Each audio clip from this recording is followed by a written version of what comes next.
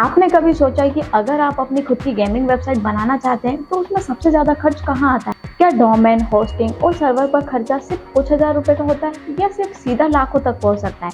और क्या यही सर्वर और होस्टिंग का चुनाव ही आपकी पूरी वेबसाइट पर परफॉर्मेंस को तय करता है?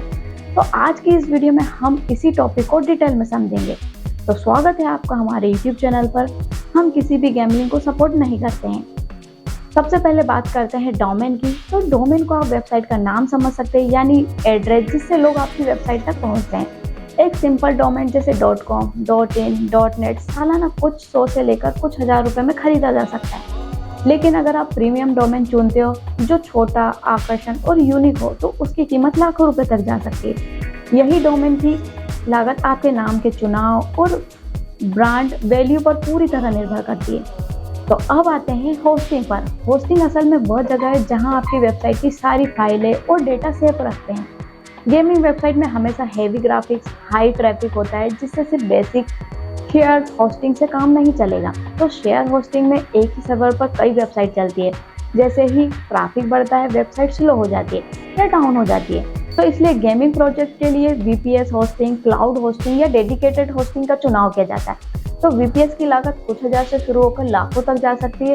क्लाउड होस्टिंग आपको फ्लेक्सिबिलिटी देती है और डेडिकेटेड होस्टिंग सबसे पावरफुल विकल्प की लागत सीधा लाखों रुपए तक जा सकती है। तो दोस्तों अब बात करते हैं सर्वर की। तो गेमिंग वेबसाइट का पूरा भरोसा सर्वर पर रहता है। सर्वर जितना मजबूत होगा उतना स्मूथ एक्सपीरियंस यूजर्स को मिलेगा। तो VPS server mid level project के लिए ठीक है, तो इसकी लागत कुछ लाख रुपए तक जा सकती है। लेकिन अगर आप बड़ा गेमिंग प्लेटफॉर्म बनाना चाहते हैं जिस पर लाखों यूजर्स एक्टिव रहे तो आपको डेडिकेटेड सर्वर लेना ही होगा। तो इसकी कॉस्ट सीधे लाखों तक जाती है। तो इसके लिए ही सिक्योरिटी का ध्यान देना बहुत ज़रूरी है।